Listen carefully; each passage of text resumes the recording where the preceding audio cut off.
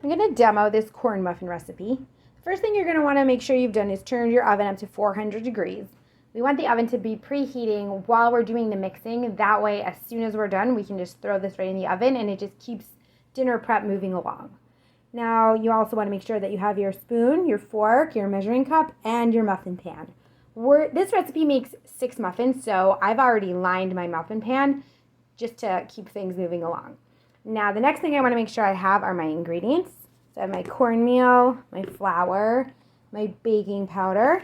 I also have my oil, and I put my honey inside my oil because if you're prepping in advance, that is the easiest way to get your honey measured. Also to make sure that your honey's not getting stuck in any other containers. So I like to combine my oil and my honey.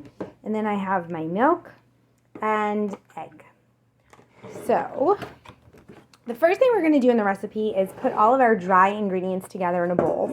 And this is a very common way of mixing up muffins or, certain kinds of cake. It's where you combine all of your dries in one container, and then you put all of your wet ingredients in the other container.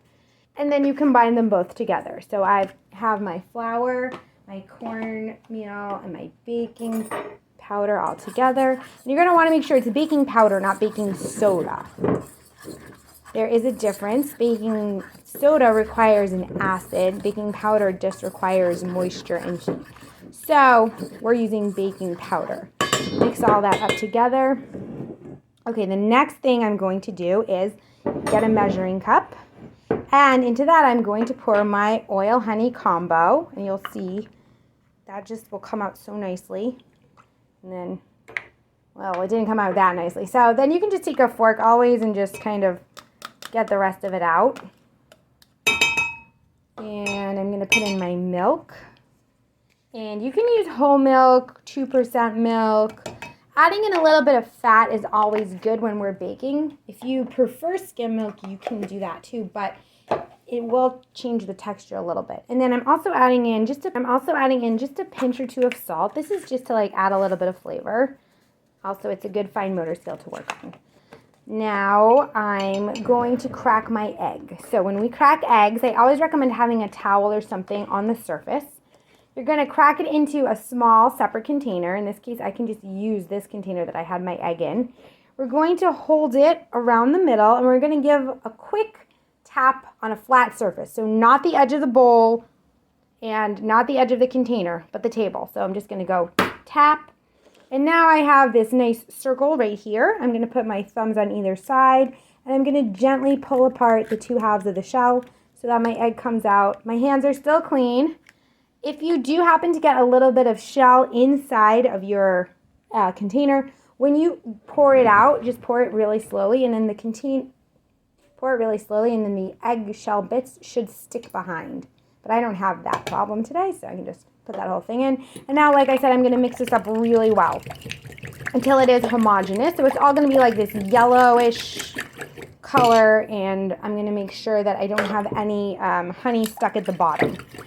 The reason I'm doing this is I want to minimize the amount of mixing I do once I put my dries and wets together, because that's going to change the texture of my muffins. So to keep my muffins nice and light and fluffy, I'm going to make sure that my wets are all mixed up and that my dries are all mixed up.